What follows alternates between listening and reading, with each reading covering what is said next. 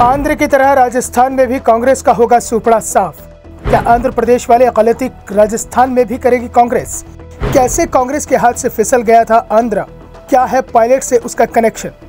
सचिन पायलट बगावती तेवर दिखा रहे हैं। प्रदेश के सीएम पर पायलट लगातार तंज कस रहे हैं तो प्रदेश कांग्रेस प्रभारी सुखजिंदर सिंह रंधावा हाईकमान से शिकायत कर रहे हैं कि पायलट पर कार्रवाई की जाए, लेकिन कांग्रेस हाईकमान पसोपेश में है।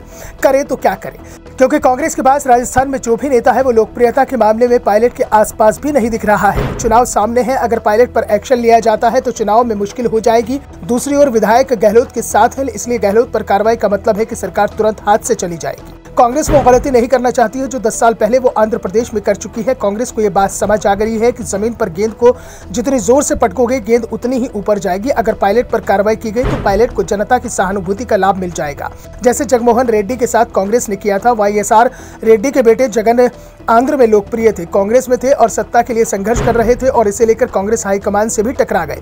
दरअसल 2 सितंबर 2008 को आंध्र प्रदेश में एक हेलीकॉप्टर हादसे में राज्य के सीएम वाईएसआर की जान चली गई। इसके बाद से ही जगन और सोनिया गांधी के बीच मतभेद बढ़ने शुरू हो गए।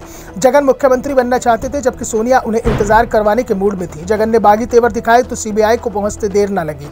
कांग्रेस ने जगन को फंसाने की रणनीति बनाई, मामले को अदालत में घसीट लिया। पार्टी विधायक पी शंकर राव ने 21 नवंबर 2010 को आंध्र प्रदेश हाईकोर्ट में एक जनहित याचिका दायर करते हुए जगन की परिसंपत्तियों की सीबीआई जांच कराने की मांग कर डाली।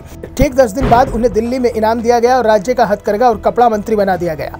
आंध्र प्रदेश ने 10 अगस्त 2010 को सीबीआई को जगन की परिसंपत्ति की जांच के आदेश दिए। सीबीआई ने उन्हें पहली बार 25 मई को पूछताछ के लिए बुलाया। उनसे लंबी पूछताछ हुई। इसके बाद 28 मई को सीबीआई ने फिर से पूछताछ की और इसी दिन उन्हें गिरफ्तार कर लिया गया। जब जगन को गिरफ्तार किया जा चुका था, केंद्र और आंध्र प्रदेश दोनों ही जगह कांग्रेस की सरकार थी। जगन रेड्डी ने कुछ दिनों पहले ही कांग्रेस से इस्तीफा दिया था और इस्तीफे से पहले ही जगन रेड्डी के खिलाफ सीबीआई, ईडी और आईटी के छापे पड़ने शुरू हो गए थे।